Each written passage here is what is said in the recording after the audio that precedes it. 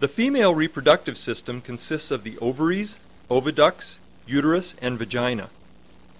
The ovaries produce eggs, or ova, in a process called oogenesis. Each month, an egg develops within a follicle and is released into one of the oviducts, a process called ovulation. In the oviduct, the egg may be fertilized by a sperm cell. The fertilized egg starts to develop and implants in the wall of the uterus, where it will mature. Ovulation occurs about every 28 days in a regular cycle called the ovarian cycle. Hormones coordinate the ovarian cycle with monthly changes in the uterus, termed the menstrual cycle. The start of the menstrual cycle is defined by the beginning of a woman's menstrual period. The lining of the uterus, called the endometrium, breaks down, and blood, cells, and mucus are expelled through the vagina. This process is called menstruation, and it usually lasts for the first 3 to 5 days of the menstrual cycle. The endometrium again thickens in preparation for possible pregnancy. We will combine our discussion of the ovarian and menstrual cycles to show how hormones coordinate the activities of the ovaries and the uterus. The brain controls reproduction, acting via hormones produced by the pituitary gland.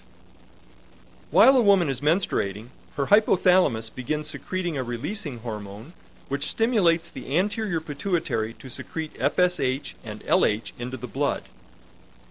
FSH, follicle stimulating hormone, stimulates the growth of an ovarian follicle in the ovary.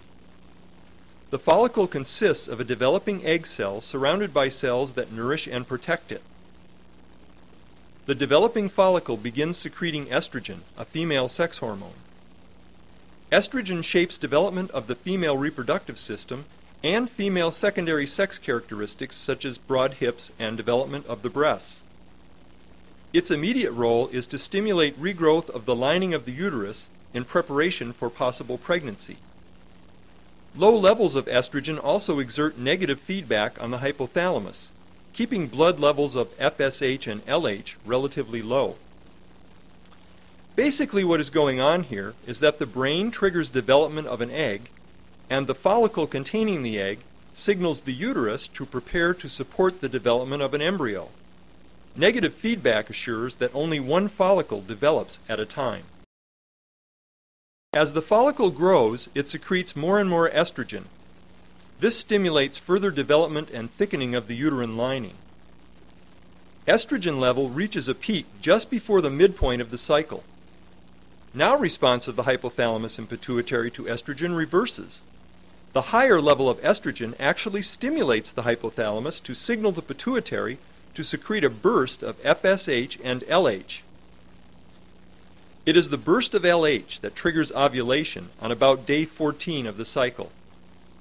The ovum develops, the follicle ruptures, and the nearly mature ovum is released from the follicle and swept into the oviduct.